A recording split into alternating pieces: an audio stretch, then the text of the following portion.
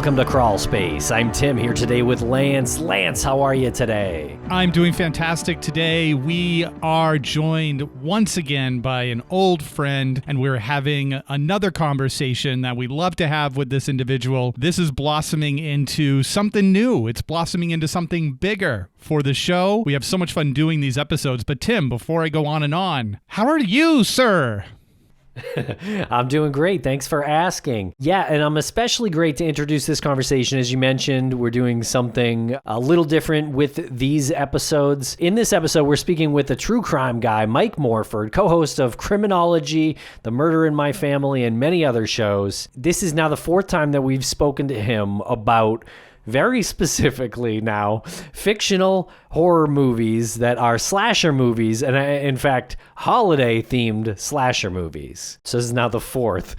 So there was Black Christmas, My Bloody Valentine, New Year's Evil, and now it's Leprechaun, Lance, that's being released near St. Patrick's Day. So obviously this isn't true crime, but this is like a little bit out of the norm for what we do on Crawlspace, but we're having so much fun with it that we launched a spin-off feed. It's called Movies by Crawlspace. You can find that in your favorite podcatcher, and hopefully at some point we will stop releasing these episodes on the Crawlspace feed, and we'll just release them on the Movies by Crawlspace feed, assuming there's an audience there. Even if there's no audience there, I think we just have so much fun doing it, and we can open it up to other types of movies. We don't have to specifically stay with the very, very specific holiday slasher films, and we can talk about other genres as we grow that feed out, and hopefully along with the listeners. And of course we had to do Leprechaun for this one because St. Patrick's Day is right around the corner. What a perfect movie to sink our teeth into for this particular episode. Absolutely ridiculous movie. Right off the top, I want to say, even though I said it's an absolutely ridiculous movie, I had to go back and fact check myself. The movie was a little bit smarter than I thought. There's a tarantula in the movie, and I make a comment that they're in North Dakota, and there are no tarantulas in North Dakota. But I'm wrong. There are, in fact, tarantulas in North Dakota. So when you hear this later on, just know Leprechaun the movie did a little bit more research than I did. Sounds good. Wow. Well, I hope you enjoy this episode. Make sure to check out everything that Mike Morford's got going on. There are links in the show notes. He runs his own company called Abjack Entertainment, and he's got some great shows over there. Yeah, we are going to start recording and releasing episodes that are not true crime or that are not holiday slasher movies, and we're going to put them on that feed. So look for new episodes on Movies by Crawlspace. All right, we're going to break real quick for commercial, and we will be right back with Mike Morford and our take on the movie Leprechaun.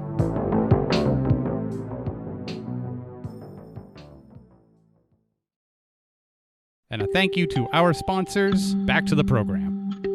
Mike Morford, welcome back to the show. How are you today?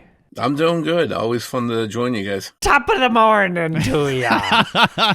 Wait, is that Australian or is that Irish? What is that? What are we doing here today? Before we started recording, Mike, you showed us an antique relic from the Crawlspace days. Hold that up. That is a Crawlspace mug for anyone who's not watching this. Back in the day when we were in full merchandise mode. I can't tell you how many cups of coffees I've had out of this Crawlspace mug. Guess what? My wife, my mother-in-law, everybody here that drinks coffee, they know, do not touch the Crawlspace mug because that's mine. Love it. Great. And every cup of coffee is better than the last one.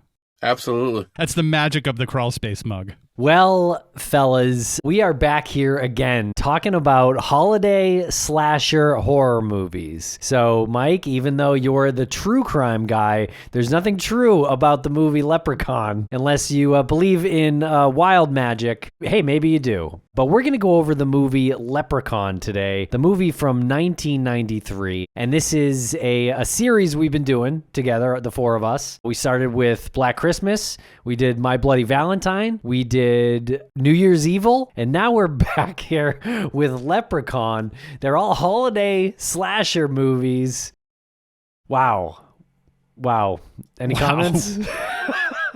Full disclosure, I haven't seen this movie since it first came out, and I was pleasantly surprised. It was bad in a good way, like it was intentionally bad, not where they tried to make a good movie and it was just terrible. And there were some funny moments in there, and the mix of humor with the horror was pretty good in this one, I think. Yes, absolutely. And this also brought up this topic that Tim and I were talking about yesterday, which is like that line between being self-aware as a horror movie or as a comedy horror movie, and what the difference is between a comedy horror movie and a horror movie that is unintentionally funny but good because of that. That's good, like, in spite of itself, I guess. And I think that falls into this category.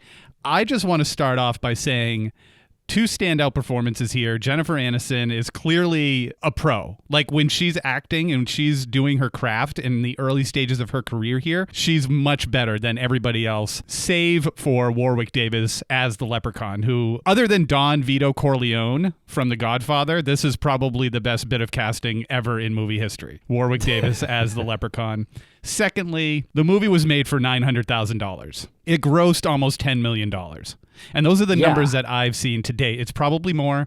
It spawned a franchise of like 8 or something movies. I heard they're rebooting it again. So this is like a movie that was done for under $1 million. It got such bad reviews. I mean, the reviews were like as hilarious as the movie itself. Like, they went out of their way to make sure that this movie was absolutely panned. But in spite of that, people loved it. And they went to the theaters, they rented it, and they watched it. And it made a ton of money. It definitely has a cult following. It sure does. It is a weird mix of sort of horror and comedy. So it was written and directed by this guy, Mark Jones, who really didn't do anything else of note, which was, I don't know if that's surprising or not. He did make another movie called Rumpelstiltskin, which was a horror movie like a couple years later, which it seemed like it was trying to swim in the wake of Leprechaun. It also starred a little person actor, not Warwick Davis, but made me wonder if Mark Jones had a fear of little people or something. I don't know. He kept casting them in as leads in his horror movies. Well, sometimes these directors like to go back to the well. He was like Scorsese looking for his De Niro. Well, I can't imagine that Warwick Davis wasn't his De Niro, because Warwick Davis, famously from Willow, a little later in his career, he played Professor Flitwick in the Harry Potter movie series. And actually, even more recently, he's been in some of the Star Wars movies. So he's really had a great career. You know, what was funny to me about looking at Warwick Davis's career is that he was the title role in Willow. He played Willow in Willow. And then shortly after that, he gets cast as the Leprechaun in Leprechaun. Like, I wonder, he must have thought it was something really cool about being the title role in certain movies. And isn't he like a classically trained actor or something? Doesn't he have some good acting chops? He definitely does. Yeah, I'm not sure. I didn't look too deep into his training. I believe he's an English guy. Yeah. Yeah. So that should tell you there that he's a class act. His late wife, who tragically died of a sepsis infection after a surgery. She died last year, actually. Warwick Davis was also the original Ewok. Who was the original Ewok? Wicket. So he was Wicket, the lead Ewok in Return of the Jedi. Oh, okay. So way back, and then he's been in some of the recent ones as well. All the new ones, right? Yeah. And he's also been a TV presenter on for British television. I went down a rabbit hole with Warwick for a little while. His net worth is anywhere between $10 and $12 million. Killing it. He's one of the highest paid supporting actors in history. Good for him, cool. Yeah. So Leprechaun has a 35% approval rating on Rotten Tomatoes, which means only 35% of critics liked it, as you mentioned earlier, Lance. What was a little strange about looking at the Rotten Tomatoes page was it's only 33% popcorn meter, which is the audience reviews. So only 1/3 of people who decided to write a review about Leprechaun wrote a positive review. And that's out of over 25,000 people. But I guarantee you the people that love it, love it. It's, they are hardcore Leprechaun fans. You and sure? was Rotten Tomatoes around in the early 90s? No. So I'm sure if Rotten Tomatoes was around then the people would have contributed to a more positive review. Right now, it's sort of a different generation that is watching it and not maybe appreciating it for what it was, which is that, once you rented it as a kid, like, you'd love it. You'd have to, like, kind of search it out to find it now. Yeah. And I think I'd like to premise this, too, just by saying this is Oscar-worthy compared to New Year's Evil. Yes. For the makeup alone. Okay, yeah, the makeup is great. The leprechaun is kind of creepy looking. I was a little surprised right in the beginning, the very first shot, he kind of walks into like a cave and goes down a stairwell, but there wasn't any like build up to like seeing him. He was just there. First shot. Like, I don't know. I was kind of wanting a little more of an introduction there. Get this out of the way. Here's your villain. Yeah, here's your leprechaun. Which, Right. by the way, Mark Jones, did you read what inspired him? No. In 3 guesses, you could guess, but I'm just going to save the time here. Lucky Charms? Yes. The leprechaun from Lucky Charms. And there's a line come in there on. in the movie about Lucky Charms, too. Yeah, absolutely. There is. There's Oh, God, I can't wait. some cross promotion there. Okay, so the leprechaun, when he gets to the bottom of that staircase, he's looking at his coins and he says, "Try as they will, try as they might. Who steals me gold won't live through the night." Which is funny because he's just like obsessed with the idea that people are trying to steal his gold, and he's like almost jovial about getting it back. It's almost like a game, like some kind of murderous game for him. And I don't know how hardcore you guys went with your research. I always thought leprechauns were supposed to be like pranksters or sort of fun. I didn't know they were evil and murderous as this leprechaun. Spoiler alert, we don't really find out about his background or what made him this way, or if all leprechauns are this way. That's a good point. He does use some magic. He throws his voice, or I guess changes it in ways that convince the people listening he really is something else. So he's got some magic, but through most of the movie, he doesn't have all of his gold coins morph, so he can't do all the magic. That led me to think of something as you'll get to it, I'm sure, as you're going through the movie, but there's a point where he's stuck in a box for 10 years. All of a sudden, he burst out of the box Yeah. when someone's near, and I wondered why he didn't do that sooner. Oh, we'll get to that. There's a very specific answer. Okay, good. Yeah. I'd like to. I missed that in the movie. It was quick to miss. Yeah, and no explanation, as you mentioned. Yes, on that no explanation thing, maybe leprechauns are just like people. Some people are bad, some people are murderous, some people are good, and we just didn't see the good leprechauns here. Okay, so the movie opens up after we see the staircase and the leprechaun playing with his gold. Dan O'Grady, an older Irish guy, pulls up to his house in a limo. He's wearing a suit, and he gets out, and he's finishing a bottle of Jameson Irish whiskey. He might as well be named Irish McIrishman. Yeah. And he quickly explains to his wife that he caught a leprechaun and made the leprechaun tell him where his pot of gold is. And he says that's the rule. So we're led to believe very early on in the movie that if you catch a leprechaun, he's got to tell you where his gold is, I guess. And these two O'Grady couple here, they have Irish accents, even though this is, I believe, North Dakota. North Dakota, yeah. North Dakota. Okay, randomly. So then he shows his wife the gold, and he says, "We're rich," and the coin's going to look more like gold, for the record. Could have been a little shinier. And this is after he pulls up with a limo driver, so they're setting the scene as, his wife's wondering why he's there with a limo driver all of a sudden, and he jumps out explaining that they're wealthy now. Like, he didn't turn the gold in for any actual current, like, he didn't give the gold, he didn't buy the limo with a gold coin, because there are 100 pieces of this gold coin, right? That's what the leprechaun's looking for. But what is he just spending money that was in a bank account, knowing that he's going to be at one point, like, Yeah. turning in all of this gold?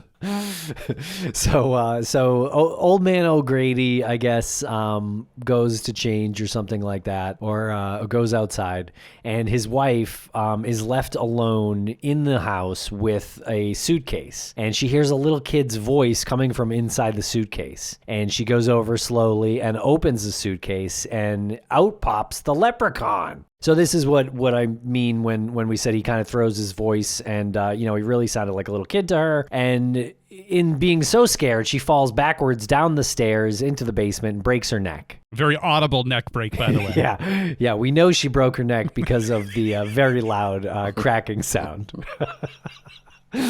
So now we've learned that the leprechaun has some kind of magic, right? So it's some kind of trickster. There's some magic here that we're sort of being shown. So then the older Irish guy, Dan O'Grady, he comes back and he's got a 4-leaf clover, and he is showing the leprechaun the 4-leaf clover, and the leprechaun seems to be afraid of it, and he shoots the leprechaun with the gun, puts him in a wooden crate. And so this is what you meant earlier. When he's locked in this crate, old man O'Grady puts the clover on top of the crate. That's why he can't break out. I missed that part. See, you pay attention to every detail. Well, but this is another rule that, we're kind of shown that it isn't explained. It does come back up in the movie later. There's no reason really other than we're shown this rule and then we're made to accept it. Right. Why did he put him in a suitcase and the leprechaun wasn't able to get out of that suitcase? Yeah, good question. I don't know. Was there a clover there? I don't recall seeing one there. I don't know. Yeah. You're saying there might be a plot hole in this movie. It's possible. Early on plot hole. Yeah. And why would he even bring the leprechaun home with him? That is also a good point. Yeah, that's a great point.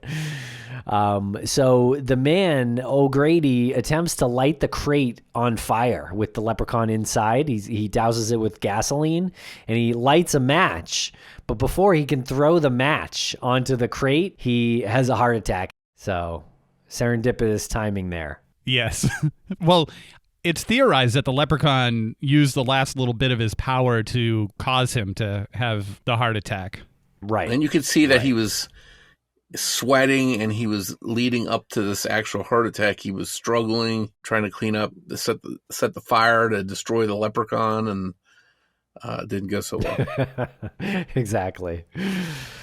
Okay, so then we hear that it's 10 years later, and a country song is playing, singing about a 4-leaf clover, and we see Jennifer Aniston before Friends, as Lance mentioned earlier. So this was a role that she accepted before being cast as Rachel Green in Friends. I'm sure she wouldn't have done this movie had she known she was going to be cast in Friends, a major sitcom just a couple of years later, or a year later, really. And you mentioned, Lance, she's good in this, and she really is. She kind of stands out as being a good actor among this, madness that is this movie. What's the year here? Maybe 96 or something. When was she in, or maybe earlier? She was in Office Space as well, and you could see like that similar.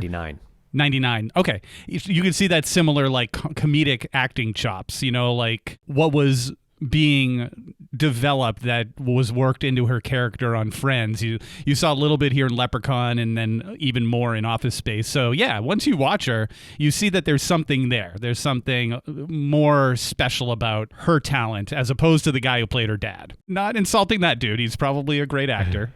Well, it's awesome when somebody is in like a B movie and they're going for it with their acting chops. They're putting their best acting forward and being all serious in a movie that, I don't know, if I was making that movie and I was part of the cast, I'd probably be laughing all the way through it. Like sometimes they don't even know where the script is going, so they're just thinking, I'll just give it my all and hope that it works out. So Aniston doesn't really comment too much on this movie, but I did find a spot where she has commented on it, and she mentioned Office Space too, and she mentioned Office Space in a way where it's like, oh, it's cool to have done a movie long ago that has like this really kind of rabid cult audience. And she kind of grouped Office Space and Leprechaun together, but she definitely seemed to be embarrassed of her role in Leprechaun, whereas she wasn't in Office Space. Crawlspace. But there is this brief moment from an interview with Howard Stern that I wanted to play here. I don't know, ignorance. Is that when you did the movie? This movie is the bane of your existence. You decided to do the movie Leprechaun. Is this before Friends? Obviously, must be, right? Leprechaun.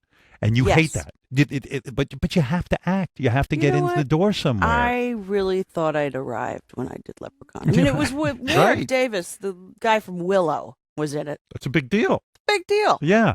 But you cringe when you don't see it on TV, or you would never go back and watch that. You know, I watched it like 8 years ago with our mutual friend Justin Thoreau, just for shits and giggles. This is while you were engaged or dating him? Dating at the very beginning. Yeah. And I was one of those things where I tried to like get that thing out of the remote out of his hand, and there was just no having You mean he happened upon it? He was like, no, this is happening. Well, if you're a struggling actor and you got to pay the bills, I guess you take whatever you can get. I find it interesting that she said that she thought she had made it because she's right there with the actor who played Willow. Willow was a huge success, so she's thinking like, this is my big break. And I wonder if that isn't actually the case. What other movie would have come up that would have put her in front of as many eyes, I wonder. And I'm not saying that there wouldn't have been one. I'm just saying, like, if this wasn't the thing that someone saw her on and cast her in something else, I wonder what that other thing would have been. So maybe this actually was her break. In some ways, I mean, it certainly introduced her to the horror audience, I guess, yeah. Okay, so when we see Jen Aniston, she's driving through what she calls New Mexico with her father, and her father corrects her, and he tells her that it is North Dakota, not New Mexico. Close. She says she doesn't care. It's not L.A. So we were setting her up as like a L.A. brat, right? Right, exactly, yeah.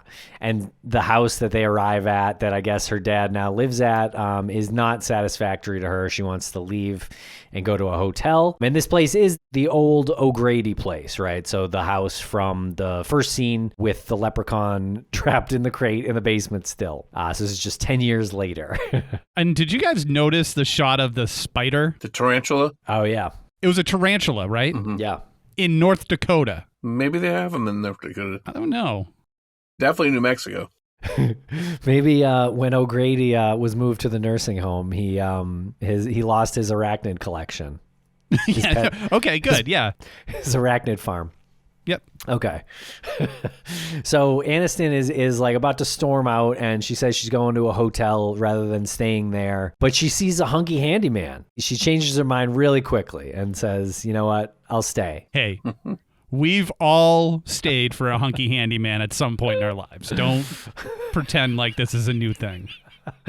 She probably figured there wasn't much fun to be had in this small town wherever she was at, so she'd better cozy up to the handyman. Yeah, I mean, she's right on the brink there of leaving, and then it's just this part, this whole script clearly written by a man. Like some of her actions, like absurd. But this handyman is actually one of three painters who are working on the house, working on the property, painting. And this guy's name is Ken Oland, and he was also in the holiday horror movie April Fool's Day. Oh. Foreshadowing. Foreshadowing. And he looks, just for the audience, he looks like a cross between John Stamos and who else was I getting the vibe of? What do you guys like? John Stamos and somebody else. I can't. You're hitting it with John Stamos. It's like the poor man's John, or the very poor man's John Stamos. Yeah, he might be a little taller, but yeah, I also recognize him from Summer School. Oh, yeah. One of my favorite movies from that time. Classic, yeah.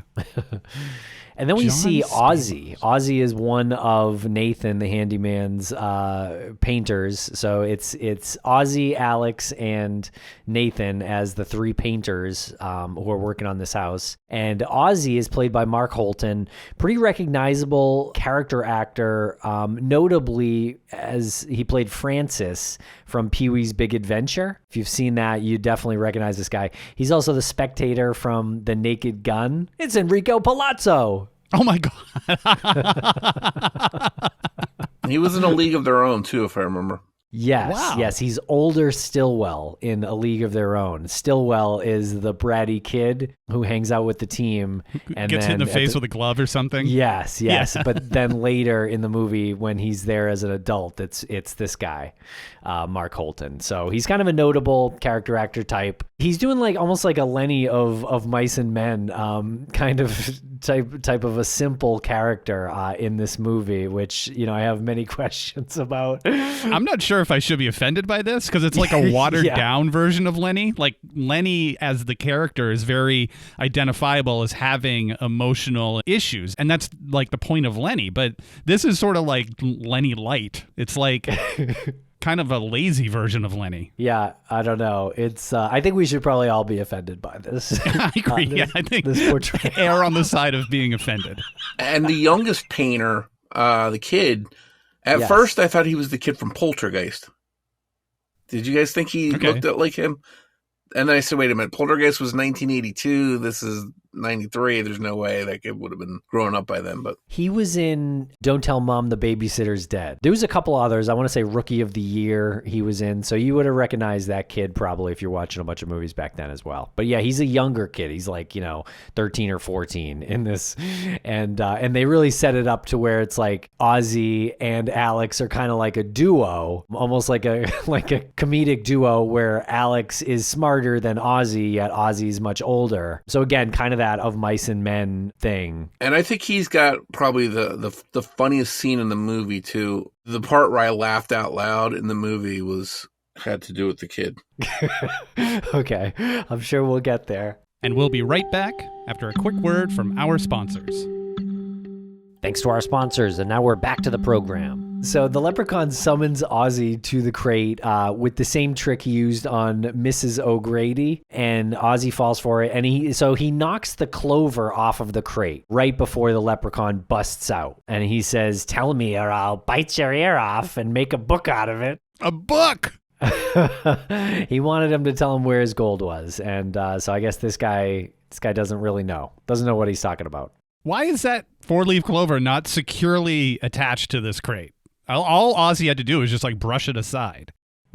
Yeah, he didn't even intentionally do it. He just like bumped into the crate. Yeah. It's also funny that nobody's cleaned this house out 10 years after the previous owners died. It's just all stuff is sitting there. Well, only Mrs. O'Grady died. We find out later that Mr. O'Grady is still alive. Oh. Yeah.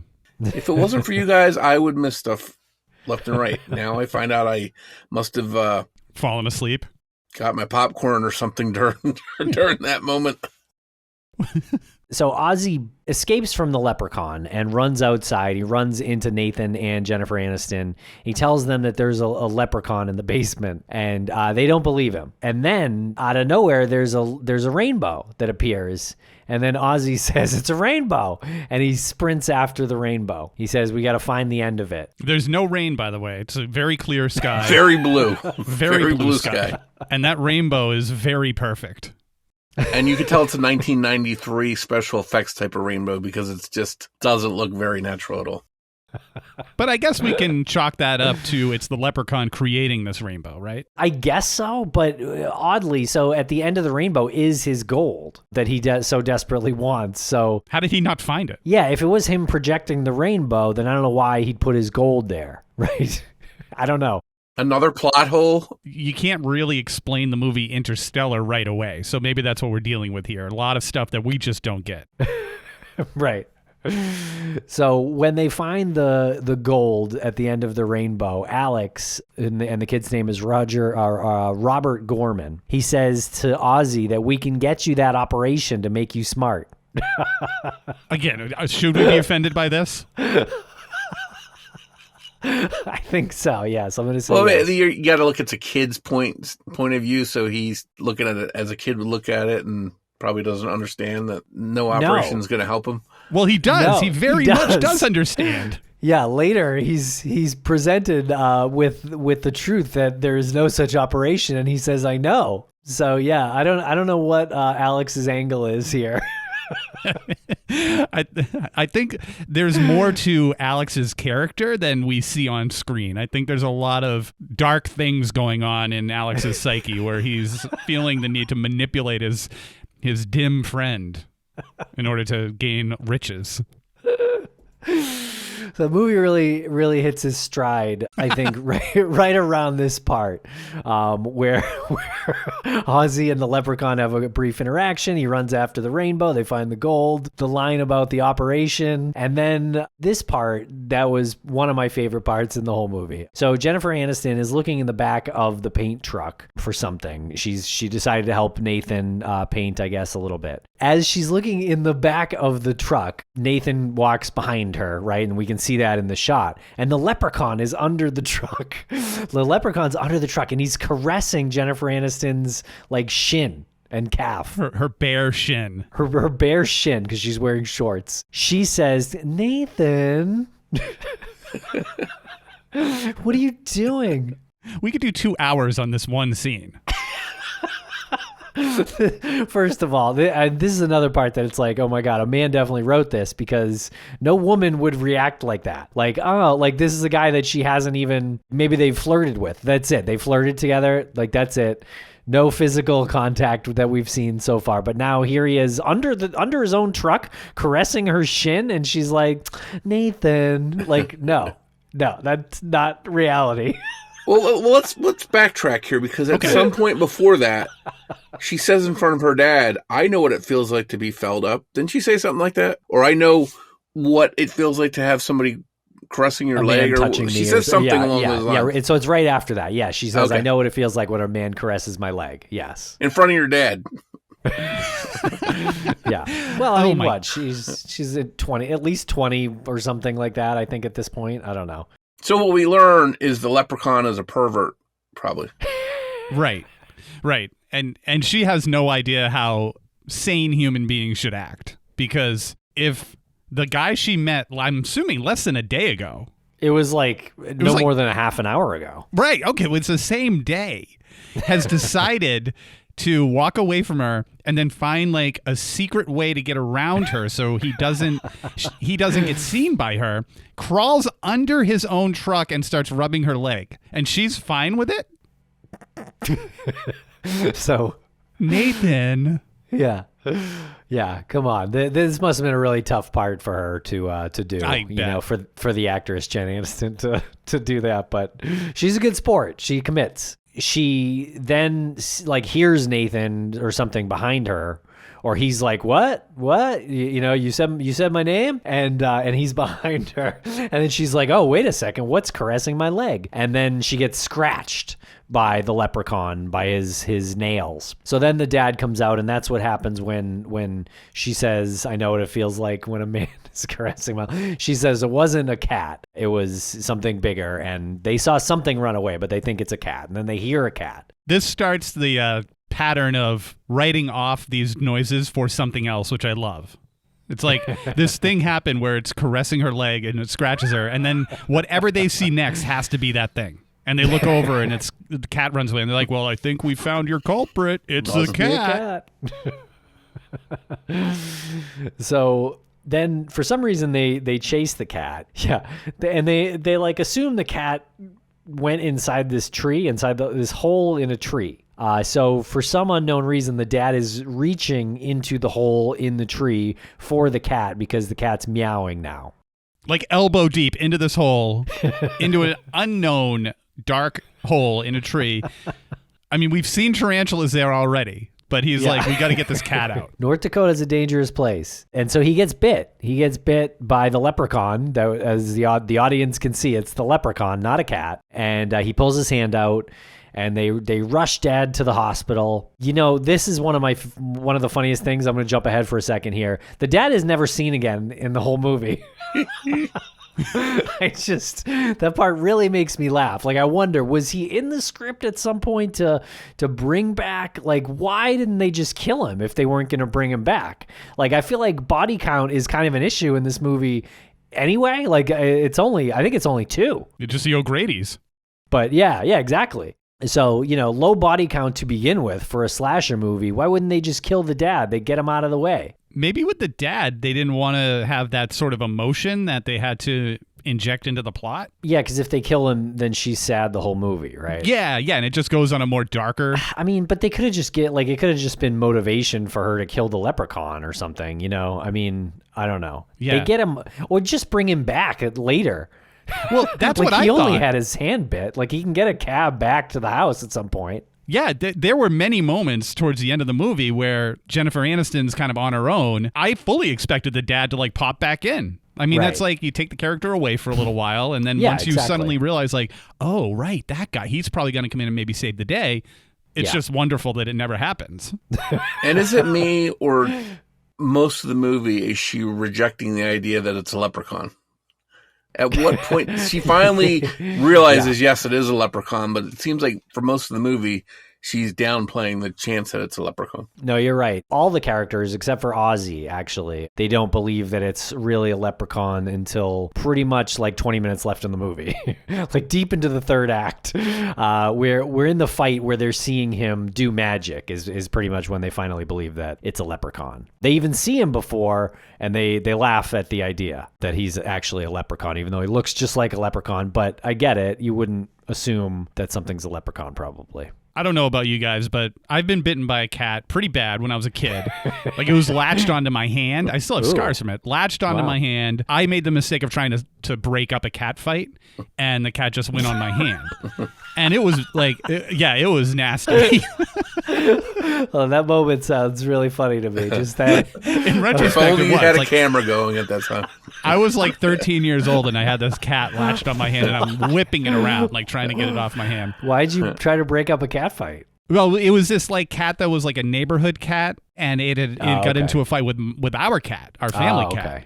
Outside. Right, valiant effort then. Yeah, good. right. Okay. And I mean, I'm a kid. There was no Google at that time to be like how to break up a cat fight. In retrospect, I probably just should have like sprayed him with water because that's what you do. But right. I grabbed the other cat. But anyway, that was about as like vicious as a cat bite and attack. Like the back paws were scratching my wrist. My hand looked nothing like the father's hand. Like that guy's hand was ripped to pieces. So when they drop off the dad at the hospital, Alex and Ozzy are left alone together. Alex says, "Now's our chance." And Ozzy says, "What, to get something to eat?" And I thought that was a great moment. That was a laugh out loud moment for me. Great line delivery, by the way, from Ozzy, but because it was funny. Just a ridiculous line in the script. Probably shouldn't have ever been in the script. It's just ridiculous. This movie straddles the line between like what's fun, like I'm laughing with it and I'm laughing at it. Sometimes I'm not sure which way to go. Sometimes I like shake my head like and roll my eyes and laugh at the same time. It's like I'm kind of annoyed that I laughed at that, you know. So they find a coin expert, or I guess it's a guy at a pawn store, basically a pawn shop owner. And, but he seems to be some kind of, he knows a little bit about coins at least. And so they show him the gold coin and they leave it there for the night. The shop owner asks if they can leave it overnight. And they're like, sure. And so Ozzy and Alex leave, and then we're left alone with the shop owner. And he's like, all right, I'm going to put this in the safe and close the safe. It looks like he like it's at nighttime at this point. Like the shop's like just about closed for the night. He's going to go home. But if he asked for it for the night, why is he putting the coin in the safe and then like going home? You know what I mean? Right. Because it would imply that he wanted to like study it more. Well, unless he lives there and was going to do it later or something that night. Maybe. I don't know. Nonetheless, the leprechaun is actually in the safe when he opens the safe door. So more magic from the leprechaun, but never explained or really hinted at. And it's all the same gags over and over. Like with the leprechaun, the voice thing. He's somewhere where he shouldn't have been, like behind you, when he couldn't have been. Then the leprechaun said, it's not nice to steal gold coins from a leprechaun. Bad shop owner. And he comes back with a pogo stick and he jumps on the shop owner's chest. So he says, do you want to play with me? This old lep, he played pogo on his lung. So I guess this is the second person dead in this movie. Now, what I didn't get was, did he attach like a knife or something to the bottom of the pogo stick? Because the pogo stick, I think, usually has a soft rubber core on the bottom of it. Doesn't seem like it's something that would really stab you.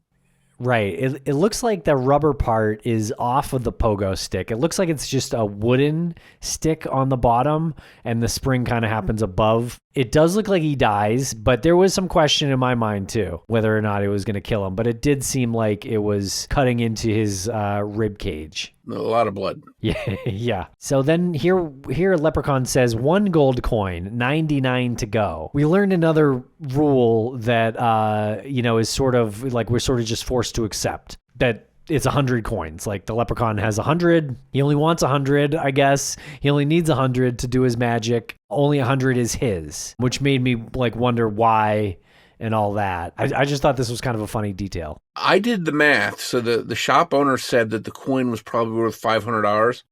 Uh-huh. So assuming there's 100 coins in there, that's 50 grand. So how was that enough for the guy at the very beginning to come home from Ireland saying, we're rich, I'm retiring? Now, I mean, that was 30 years ago, so maybe it's worth a little bit more now, but 50 grand doesn't really seem like all that much.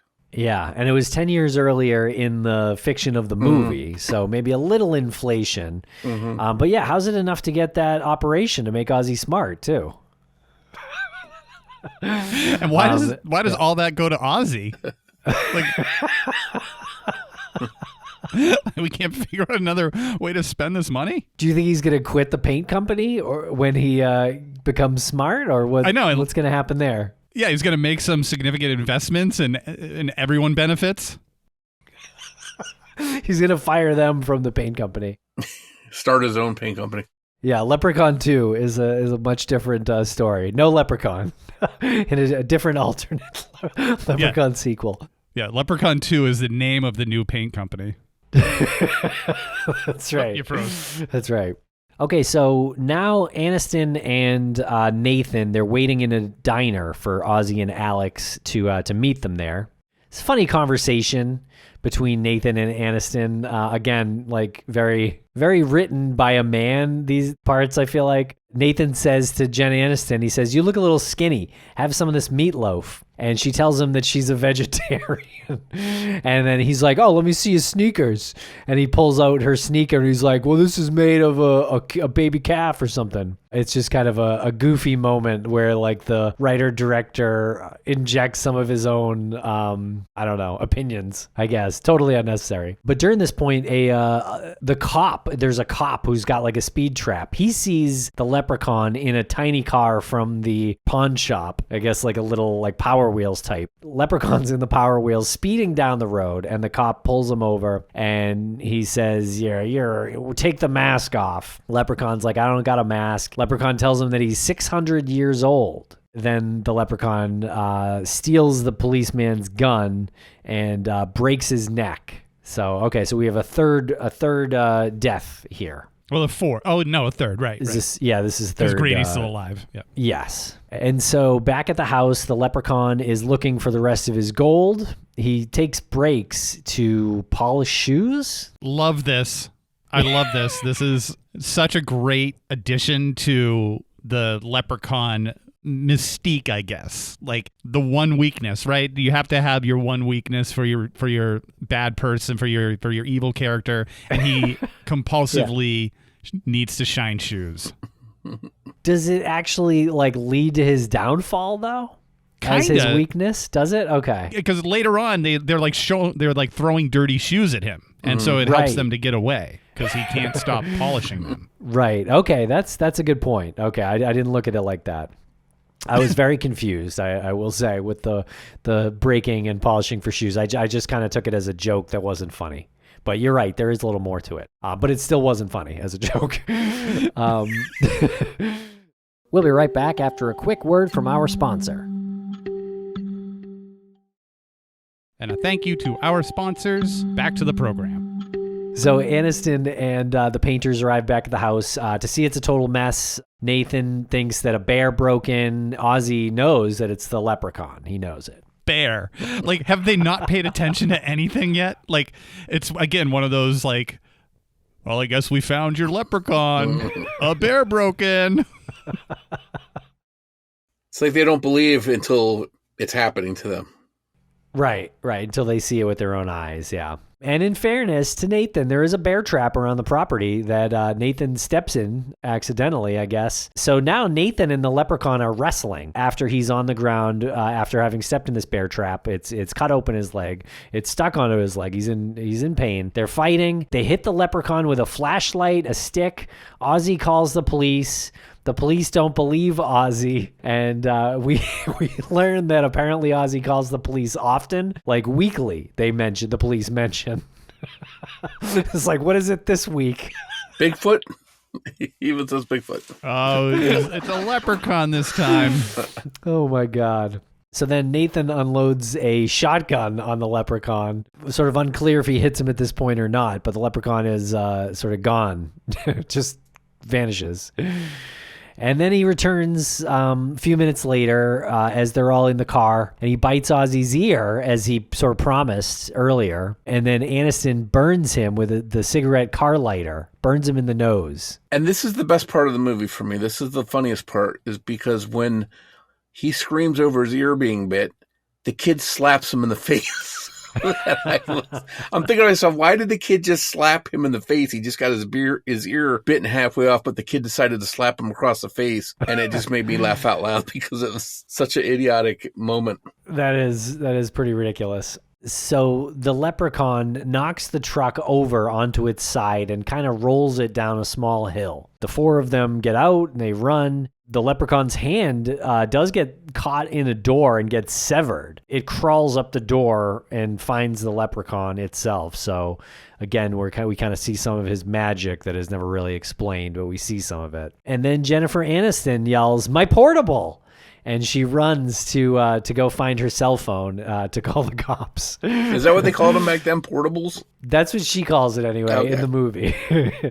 Yeah. But the battery dies as soon as she makes the call. But the police, I do believe, hear a little bit that time from her before it disconnects. And so then the police call their deputy who the leprechaun interacted with earlier. Then they're like, hey, at the old O'Grady place, we've gotten some calls. Would you go check on it? And the cop is like, sure, I'm right up the street. I'll go check on it. But it's actually the leprechaun making the voice of the dead cop. And again, like very predictable at this point. Like we've seen this gag like so many times. We saw the cop die. Like we know it's not the cop, not necessary to reveal it in the way they did. We knew it. So then Ozzy spills the beans about Alex and Ozzy having found the gold at the end of the rainbow. And Aniston and Nathan decide to get the leprechaun his gold back, and maybe he'll leave them alone. At some point during the skirmish before, the leprechaun mentioned, me wants me gold back or something like that. And so they get the idea that he wants his gold. Maybe they'll leave him alone. So they give him the gold back. The leprechaun counts it, but he's only got 99 pieces. And so that's not enough. That's not 100. And so he's still very upset. He thinks they're trying to make a fool out of him, and they've still got one coin. That coin is in Ozzy's stomach. Right. I feel like I must have missed this. When did he eat the coin? So I think what happened was they were seeing if it was real gold, and like if you bite it, it's and right? Did that happen? Yep. It was in the truck that they found the gold in. He said, "Let me bite it and see if it's real." And as soon as he bit into it, he swallowed it. That is crazy. I guess I missed that beat. And he asked the kid, "Can you die from swallowing gold?" And he goes, "No, but you'll die after I kill you for swallowing it." See, there's something darker going on with that kid. Yeah, the kid is a future serial killer, possibly. Definitely. The leprechaun then magically appears inside the fridge inside the house. Now that he's got more of his gold, he's got more powers. He gets shot again by a shotgun, like point blank range. Boom. And then all of a sudden the phone rings and it's the leprechaun on the other end. And it asks Jennifer Aniston if it needs a hand. And then a little tiny hand pops through the phone. I would have to imagine this is an homage to Nightmare on Elm Street. Mm-hmm. Had to have been. I mean, it's a clear ripoff of it. It's like the same angle. It's like the same camera angle.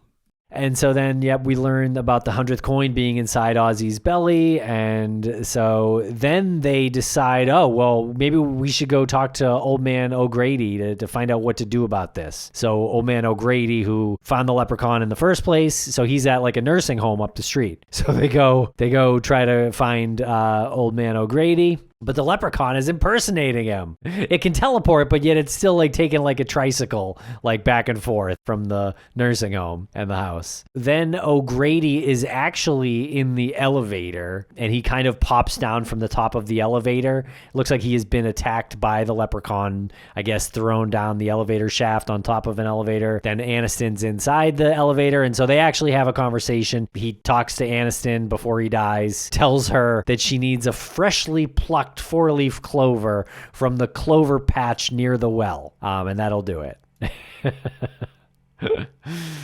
And then he dies, hanging upside down. And then Aniston runs to the clover patch. She's looking for the clover. Leprechaun's there again. Nathan shoots him with the shotgun again, like point blank range. This leprechaun just keeps getting pummeled with bullets, like shot at least 3 or 4 times throughout the course of this movie. No effect on him whatsoever, except he disappears for a moment, or he acts dead for a moment, and then he's back at full strength. The leprechaun attacks Alex, and to stop him, Ozzy tells the leprechaun that he's got the 100th coin in his belly. And the leprechaun catches Ozzy and slashes him up really good. And then Alex says, "Hey, Lep, fuck you, Lucky Charms." And then fires the 4-leaf clover into the leprechaun's mouth by way of a slingshot. And the leprechaun disintegrates, kind of like the witch from Wizard of Oz. And then he falls backwards down the well at this point. Good effects, I got to say, at this point. Really cool special effects at this point. Yeah, saved it for the end. Appreciate that. From the looks of it, you say to yourself, okay, this leprechaun is completely dust now. There's no resurrecting him. Right, but he does climb back up the well, and then he's doused with gasoline, and the whole well is blown up with the leprechaun at the bottom. So yeah, and you're getting at like, well, how does he end up making 7 or 8 more movies? I don't know.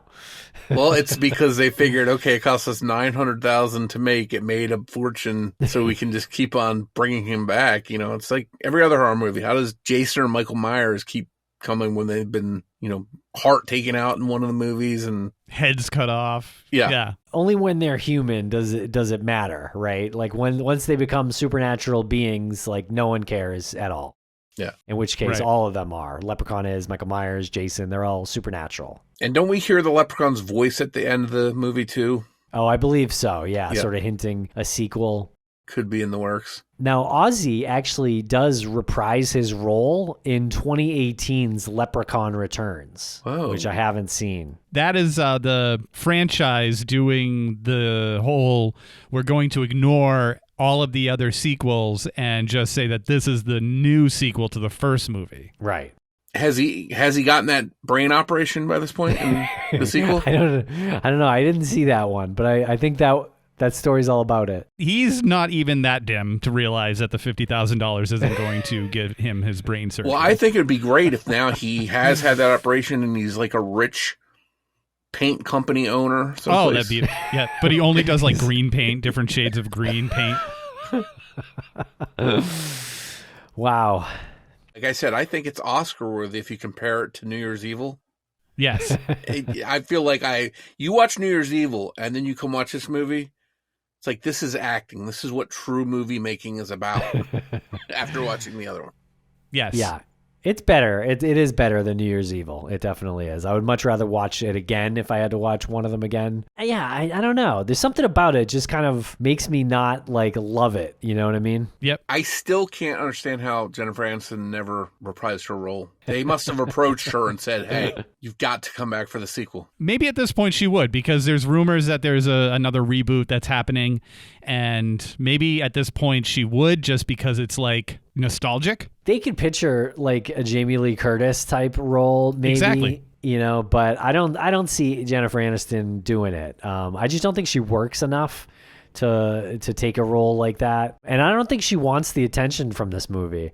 Even in that clip from the Howard Stern show, she seemed like annoyed that he brought it up. If she had a sense of humor, I think it would be fun for her to do it and poke fun at it and really go with it. Okay, let's start a change.org petition for her to star in the re-reboot of Leprechaun. 1 million signatures to get her to do this movie. In 1993, Luke Thompson of the New Times, might be a typo here on Wikipedia. Maybe it's the New York Times, but it says New Times, opinioned, quote, the perfect high-concept comedic slasher, and is still Jennifer Aniston's best film to date. Whoa. Oh, a rare good review, which I'm sure was written tongue-in-cheek. Or her friend at the time wrote that to give her some credit. Yeah, nice. Yeah. Yeah, definitely a fun movie. I don't know, where do you guys rank it on a scale of 100 gold coins? Whew. 100 gold coin. I like the rating system here. It's very very apropos. It should be clovers. Clovers, coins. 4 clovers, 4 leaf all the way down to 1 leaf. Well, now you're confusing it because then it's like how many clovers on this one clover, or what are we doing? We're doing 4 clovers. Yeah. I'll give it 40 gold coins out of 100. Yeah, I was gonna go 30. I think I'm giving Aniston 10. I'm giving Warwick Davis 15, which gives, and then maybe like just the rest of it, 5. So yeah, I'll go 30 on that. Yeah, of all the ways this movie could have gone, like this isn't the worst way, I will say.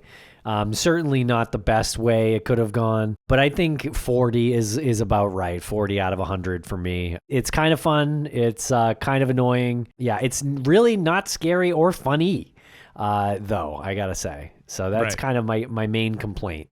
To me, once you've compared it to the New Year's Evil, just anything after that is just going to look so much better.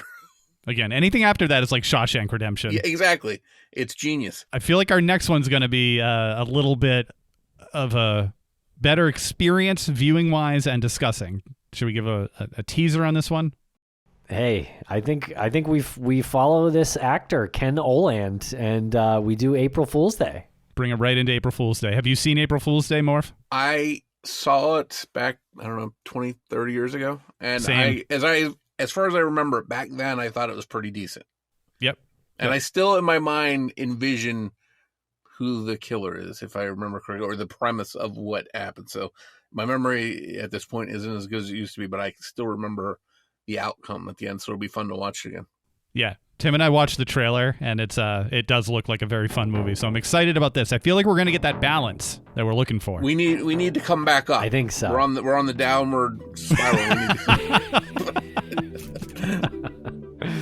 Yeah, absolutely. All right, well, thanks a lot, everyone, for listening. We really appreciate it. I hope you enjoy these, and we'll be back on April 1st.